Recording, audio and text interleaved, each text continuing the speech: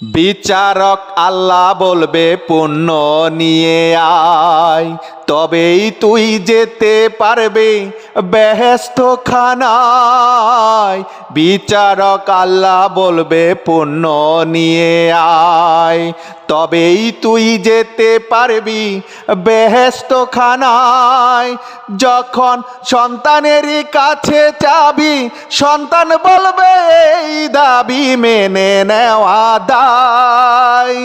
তোমায় যদি পুণ্য দেই আমার কাছে কিছুই নেই, আমারও তো বন্ধ হবে বেহেশতেরই পথ।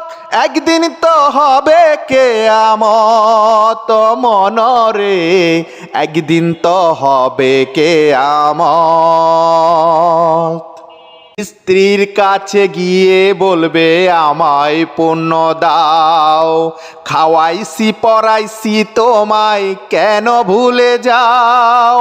তখন স্ত্রী বলবে বিয়ে হলে স্বামী খাওয়াই বউ সাওয়াল রে, এটাই বিয়ের বাউ। কইরা দাও আমায় মাপ, তোমার পাপ তোমার পাপ, পুণ্য তোমায় দিব না তো এটাই আমার মত। একদিন তো হবে কিয়ামত মনরে, একদিন তো হবে কিয়ামত।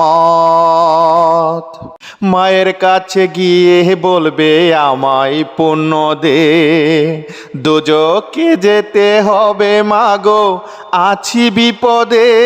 তখন মা বলবে ওরে খোকা তুই কেন এত বোকা, সব পুণ্য নে। তোরে যত পুণ্য দেব দুজকেও শান্তি পাবো, এরেই বলে দরদিনী মায়ের মহব্বত। একদিন তো হবে কিয়ামত মনরে, একদিন তো হবে কিয়ামত। ইসরাফিল ফেরেশতা এসে সিংহাতে ফুক দিবে শেষে, ধ্বংস হবে দুনিয়াটা বসবে আদালত। একদিন তো হবে কিয়ামত মনরে, একদিন তো হবে কিয়ামত। বিচারক আল্লাহ বলবে পুণ্য নিয়ে আয়, তবেই তুই যেতে পারবি বেহেশত খানায়।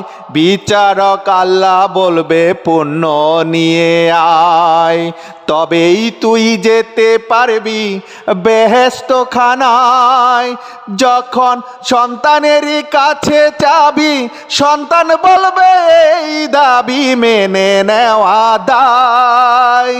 তোমায় যদি পুণ্য দেই আমার কাছে কিছুই নেই, আমারও তো বন্ধ হবে বেহেশতেরই পথ।